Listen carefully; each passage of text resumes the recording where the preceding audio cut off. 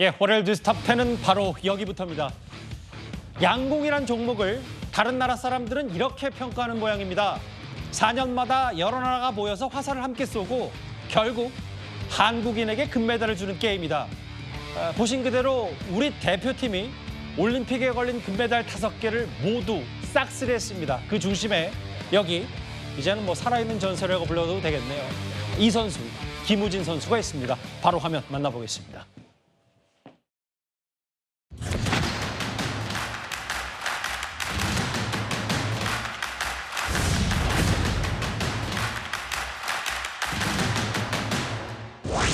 이제는 보트라고 불러도 될까요?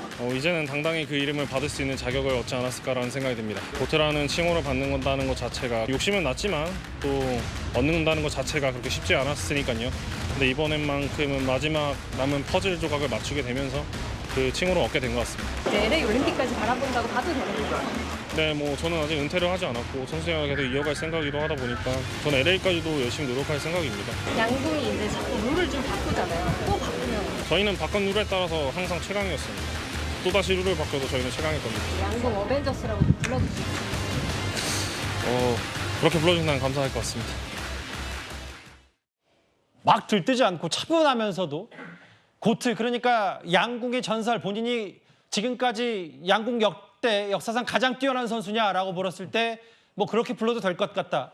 여러 가지 칭찬을 마다하지 않으면서도 자신감을 표출한 바로 김우진 선수인데요. 어제 다 경기 보셨을 테고 지금도 그 여운이 여전히 남아있을 것 같습니다. 안지용 기자님. 실제로 마지막 슛오프 다 세트스코어 5대5 동점. 이 한 발로 금은 색깔이 갈리는 이 마지막 슛오프에서 4.9mm 차로 김우진 선수가 3관왕의 위협을 달성했어요.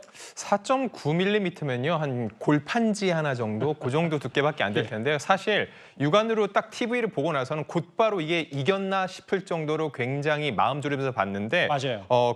일단 보면은 한국에서 많이 드라마를 이렇게 썼다면은 이것도 너무 자기적이지 않냐로 욕먹을 정도였어요. 왜냐면은 처음에는 사실 앨리슨한테 끌려다녔습니다. 그러다가 맨 마지막 5세트에서는 세 발을 모두 김우진 선수가 10점에 명중을 시키면서 당연히 이길 줄 알았는데 그걸 다 따라왔다는 거죠. 예. 그리고 먼저 쐈는데 또 10점이 됐고 근데 그다음 앨리슨이 쓴 게 결국은 이렇게 4.9mm 차이로 한국이 우승을 차지하게 됐는데요. 예.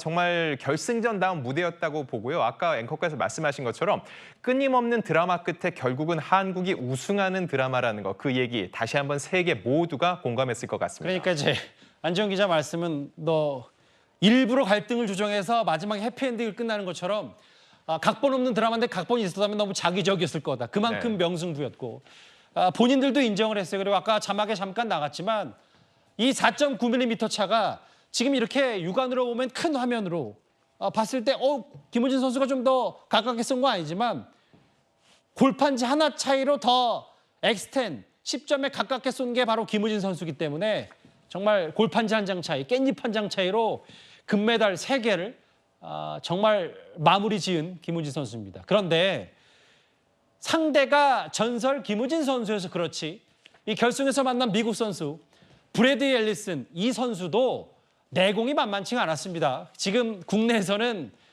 우리 3관왕 금메달리스트인 김우진 선수 못지않은 관심 대상인데요. 그 화면도 바로 준비했습니다. Brady Ellison wins the fifth set to tie it up at 5-all. And now both will shoot one arrow to decide who gets gold and who gets silver. 일단 제가 첫 발을 먼저 제가 슈팅을 했었는데요. 제 화살이 이제 10점 라인에 맞았습니다. 근데 이제 브래디 앨리슨 선수 같은 경우는 정말 유능하고 세계적으로 정말 알아주는 정말 대단한 선수거든요. 그래서 좀 등골이 좀 서른했거든요. 왜냐면 더 안쪽으로 쏠 수 있는 능력이 충분한 선수이기 때문에 다행히 맞는 걸 알고 저희가 또 감독님한테 이제 포옹을 했습니다. 많은 분들이 경기 보셨겠지만 마지막 5세트였나요? 김우진 선수가 선공으로 다 10 쏘면서 보통 다른 선수들이라면 상대가 10점을 먼저 쐈을 때 심리적 압박감은 상당할 텐데 앨리스 선수도 곧바로 10점으로 응수를 했거든요. 이현정 의원님. 네. 본인도 그랬어요. 본인 스스로도 김우진 선수와 같은 시대에 활성화할 수 있다는 건 정말 인상적인 경험이다. 양궁 역사상 최고의 승부다. 이렇게 표현을 했습니다. 정말 이게 심장이 쫄깃쫄깃하다는 표현을 아마 이런 경기를 보고 하는 것 같습니다. 맞아요.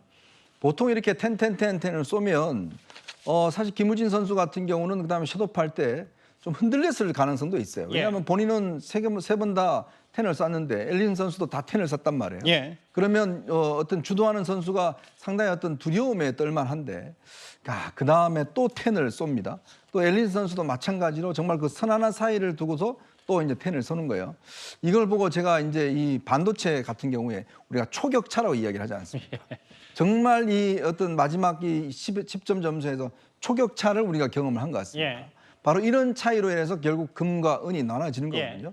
저는 정말 어제 또 뜻깊은 장면은 뭐냐면 이 경기가 끝나고 난 다음에 두 선수의 행동이에요.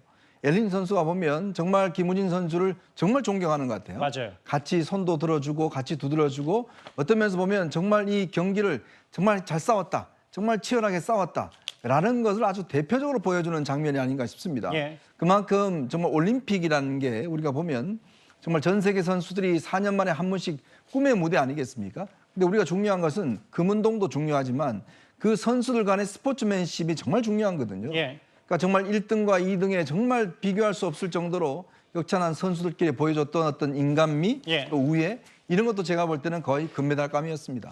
맞아요. 여기 화면을 보면 서로를 향해서 각각 최고라고 추켜 세웠고 앞서 화면을 잠깐 나왔는데 앨리슨 선수가 경기 끝나자마자 슛오프에서 본인이 지자마자 김우진 선수의 손을 먼저 들어 올리는 서로의 실력을 다 인정하고 존경하는 모습들이 참 올림픽 무대에 좀 가슴이 울컥하고 감동적이었다고 해야 될까요? 여러 가지 생각이 들었는데 근데 아까 이현정 의원께서 정말 쫄깃쫄깃한 승부라고 표현하셨는데 이 경기에 나가기 전에 대기실 사진이 한 온라인에 공개가 됐는데 그 안지용 기자님 저렇게 하고 경기를 기다린다고 하는 사실이 좀 보면 김우진 선수는 무념무상인고 약간 돌을 닦는 느낌까지 드는데 저러고 나가서 갑자기 저 그 경기장 사대에서 저 먼 관역까지 발사하는 참 저 사람들의 이제 마인드 컨트롤하고 마음가짐이 만만치가 않을 것 같아요.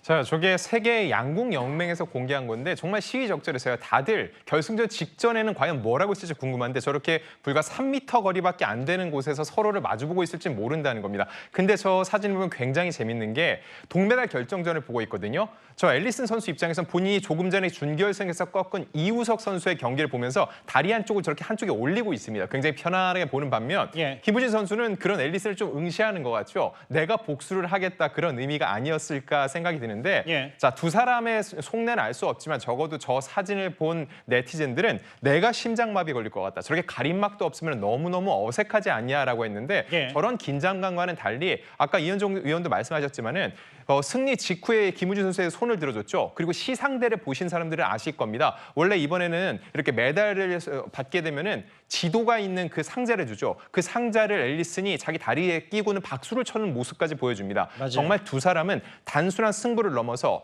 이거는 정말 올림픽 정신을 그대로 보여준 명승부의 한 장면이었던 것 같습니다. 대기실을 보면 보통 그 이제 복싱도 그렇고 각자 사실 대기실을 나눠 쓰다가 이제 링, 무대, 경기장에서 바로 맞닥뜨리기 마련인데 저렇게 같은 대기실을 쓰고 바로 나가서 또 아무렇지 않게 정말 금메달을 위해서 다투는 모습 참 대단합니다, 저분들. 그 돌 붙여다 결승 직전에 김우진 선수의 저 수양을 쌓는 듯한 모습, 평정심을 유지하는 모습도 오늘 하루 종일 온라인에서 회자가 됐는데 허지원 변호사님, 그런데 아까 앨리슨 선수, 김우진 선수 못지않게 국내에서 많이 회자가 되고 있다는 얘기가 뭐냐면 과거에 미국 양궁 국가대표팀 이기식 감독의 조언을 받아서 이만큼 성장했다고 하더라고요. 그렇습니다. 사실 앨리슨 선수도 어떻게 보면은 우리 주몽에 피가 섞이지 않는 건너 후회가 아닌가 하는 생각이 드는 게요. 예. 이기식 감독 한국 양궁의 전설이죠. 한국 양궁의 더 전설인 이 김수영 선수도 이기식 감독의 제자입니다. 예전에 양궁 선수로 활동을 했고 우리나라 양궁팀 88년부터 96년까지 이끌다가 2006년부터 미국 대표팀 지휘봉을 잡아서요. 미국 양궁을 정말 한국의 턱 끝까지 추격할 정도로 세계적인 수준으로 끌어올린 그야말로 지도력이 있는 감독입니다. 그 감독에게 직접 지휘를 받았다는 거예요. 네. 그런데 기술적인 어떤 그런 전수뿐만 아니라 한 사람으로서 성장하는 것을 도왔다, 영원히 감사할 것이다라고 하면서 그야말로 스승과 제자의 어떤 그런 진한 우정, 애정 이런 것들을 드러내기도 했는데요. 예. 앨리슨 선수도 아마 한국 양궁에 이 제대로 된 기술을 습득하고 원래 타고난 힘에 이런 기술까지 확실하게 습득하게 되니까 한국 양궁들 잡는 킬러다 이런 별명까지 가지게 된 게 아닌가 싶습니다. 그 앨리슨 선수가 뭐라 그랬냐면 양궁 기술 자체도 자체지만 내가 한 사람의 사람으로 인성까지 성장하는 걸 도왔다, 영원히 감사할 거라고 했고, 지금 뭐 양궁 아카데미를 이기식 감독이 미국 현지에서 운영하는 모양이더라고요. 우리 한국 양궁의 그 뛰어난 실력, 역량, DNA를 겸비하면서 앨리슨 선수도 이제 계속 무럭무럭 성장을 한 셈인데, 그 허재현 변호사께 질문 하나 더 드릴게요. 왜냐하면 아니 그런데 미국에 저렇게 활을 잘 쏘는 양궁 선수가 있었어라고 처음 보는 얼굴인데 하시는 분들도 꽤 많았다고 해요. 근데 저희가 사진 한 장을 준비했습니다. 사진을 보면 이 선수가 이 선수였어 하시는 분들이 꽤 많을 텐데, 예전에 2008년 베이징 대회를 시작해서 5회 연속 올림픽에 출전했고 은메달 3개와 동메달 3개를 딴 제야의 고수 강자예요. 그래서 베이징 올림픽 때가 마지막으로 미국의 저 선수가 활 잘 쏘냈는데 2024년에 새로운 선수가 등장했나 하신 분들은 아닌데 동일 인물이에요. 그러니까요. 세월을 직격탄으로 맞은 건가? 사람들이 저 미국 양궁 아재는 누구냐 그랬는데 아재 아니에요. 88년생입니다. 요즘에 88년생은 30대인데 얼마나 젊습니까? 그런데 왜 저런 얘기가 나왔냐면 2008년 베이징 올림픽 때는 지금보다 살도 좀 훨씬 더 덜 찐 그런 슬림한 몸매였고, 그리고 수염도 없다 보니까 예. 좀 어려 보였던 거예요. 그래서 수염이 있고 없고가 많이 차이가 크네요. 예. 그렇죠. 그래서 사람들이 그때는 정말 미남 궁사다, 레오나르도 디카프리오 닮았다 이런 얘기 했었는데 그 사람이 그 사람이야 이렇게 얘기를 했는데, 아마 지금도 제 생각에는 수염을 좀 깎고 나면은 저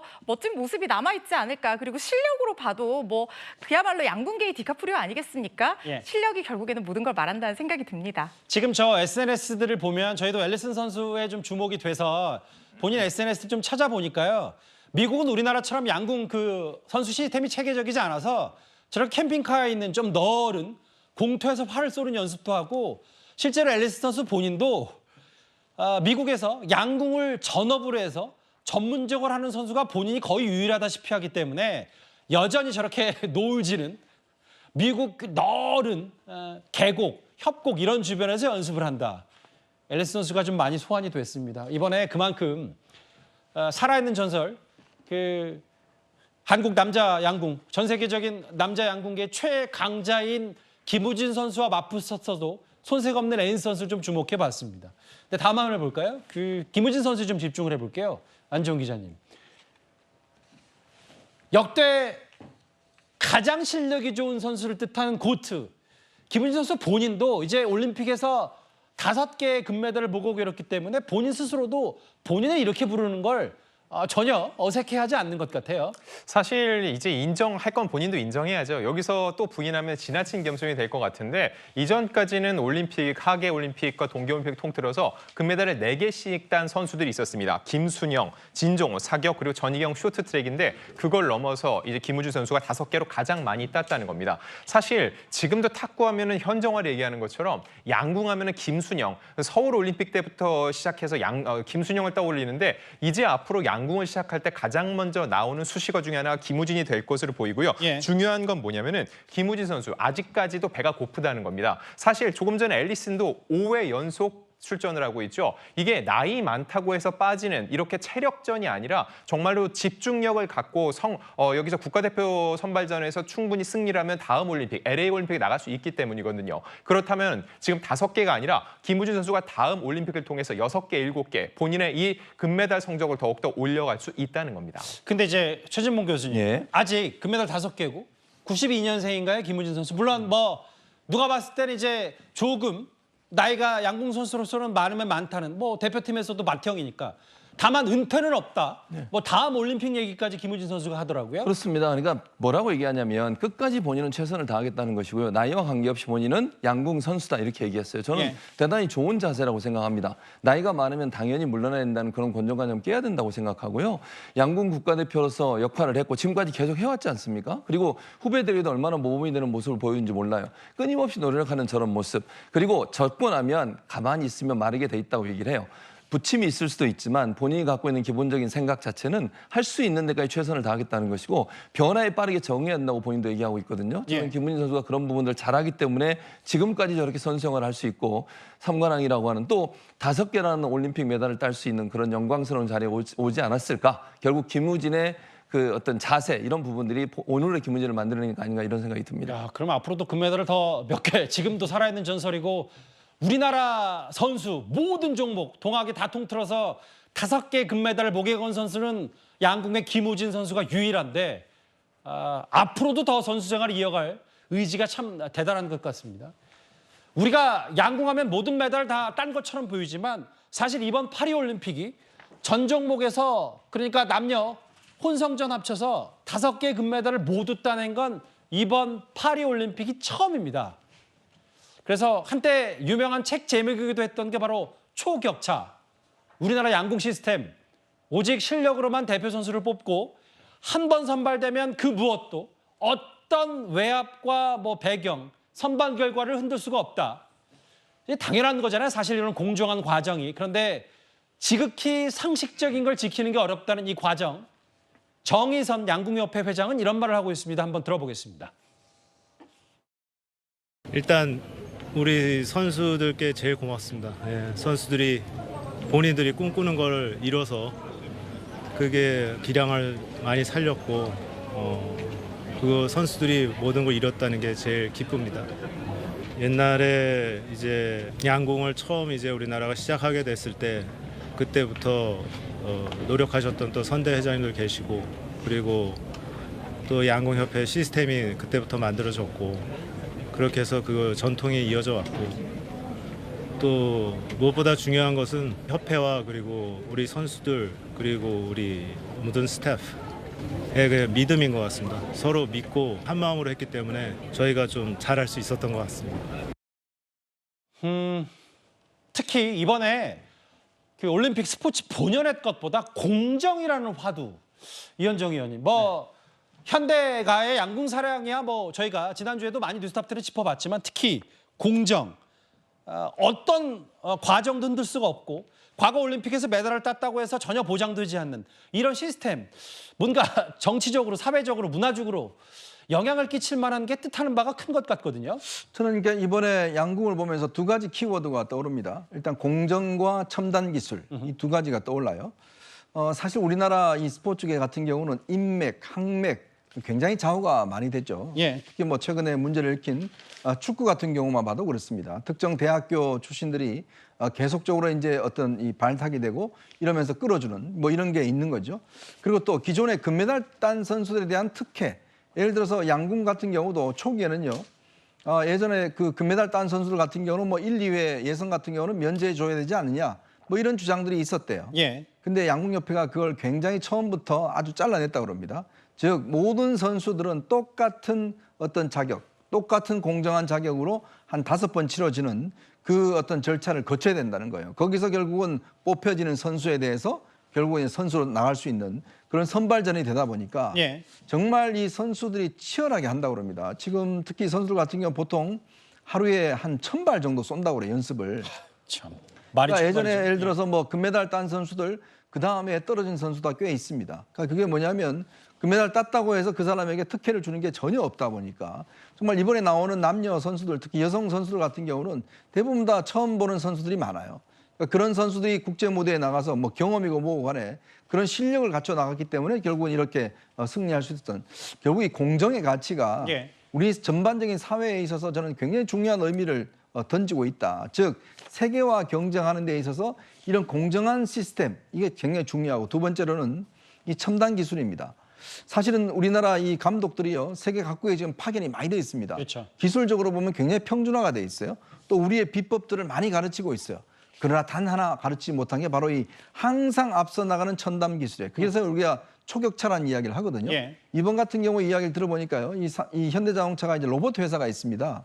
이 로봇 회사에서 이 AI를 이용한 로봇을 개발을 한 거예요.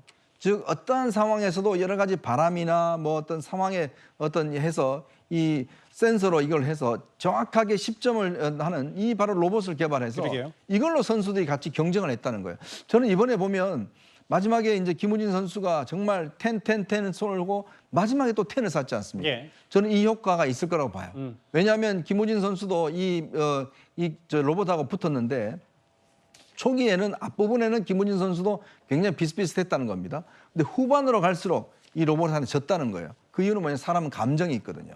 감정이 흔들리는 로봇은 감정이 없습니다. 근데 저런 로봇하고 계속 경쟁하다 보면 비슷하게 되어가는 거 아니겠습니까? 바로 저 첨단 기술이 이번에 있었기 때문에 결국은 이번에 승리할 수 있었는데 아마 이제 각 나라에서 저 기계를 살라고 그럴 겁니다. 예. 그러면 또 우리는 거기에 또 조금 앞서가는 그런 기법들 그걸 개발해야지 다음 또 LA 올림픽에서는 또 한 번의 금메달을 기약할 수 있을 것 같습니다. 세계 최강 1위가 사실은 그걸 수성하는 게 정말 도전하는 것보다 몇 배, 100배, 1000배 더 어렵다고들 하는데 근데 이제 분위기를 좀 알 수 있는 양궁 대표들 분위기를 알 수 있는 한 단면이 있어요. 그 안지홍 기자님. 이 두 선수가 워낙 그 결승에서 명승부를 펼쳤으니까 메시와 호날두다. 양궁엔 앨리슨과 내가 있다. 김우진 선수가 이렇게 이야기하니까 당차게 후배인 이우석 선수 이게 양궁 대표팀 나이도 별로 중요하지 않다고 하는 게 그럼 나는 떠오르는 신성 음바페로 하겠다. 이것 때문에 많이 좀 화제가 됐어요. 네, 일단 김우진 선수가 3관왕을 달성한 후에 긴장이 많이 풀린 것 같아요. 농담도 많이 하고 있는데 이렇게 축구에 메시, 호날두가 있다면 양궁에는 이렇게 브래디 앨리슨과 내가 있다라고 얘기를 했는데 정작 이거에 대해서 둘 중에 누가 본인이냐라고 했는 답변에는요 말을 아꼈습니다. 그러자 이 옆에 있던 이우석 선수가 메시라고 얘기를 했어요. 왜 그럴지 생각을 해보면요, 메시는 최근 지난 2022 카타르 월드컵에서 우승을 하면서 결론적으로 모든 걸 다 달성한 그랜드슬램을 달성했거든요. 예. 결과적으로는 이렇게 놓고 봤을 때 지금의 이 김우진이야말로 정말 메시에 가깝다고 얘기를 한 것 같고 본인은 현재가 이제 프랑스 월드컵이죠. 프랑스 올림픽이죠. 그래서 예. 프랑스의 신성이자 간판 공격수인 음바페 본인을 비교했는데 차세대 공격수거든요. 중요한 거는 김우진 선수와 지금 이우석 선수 나이 차이가 5살입니다. 이 지금 이우석 선수는 27살밖에 되지 않기 때문에 음바페가 이제 메시와 호날두에 이어서 차세대 스타로 부각되는 것처럼 다음 LA 올림픽의 승자와 주인공은 내가 될 것이다라고 당찬 이 출사표를 던진 거라고 볼 수 있습니다. 양궁 참 대단하네요. 여기 보면 메시인 김우진 선수 은퇴할 생각이 없고 본인은 음바페라고 하고 있고 정의선 양궁협회 회장도 이제 이번 대회에서 뭐가 문제점이 있는지도 모르겠지만 문제점이 있다면 다음 2028년 LA 올림픽에서 준비하겠다고 했는데 벌써 지금 다음 경기까지 준비하는 우리 세계 최강 양궁 대단합니다.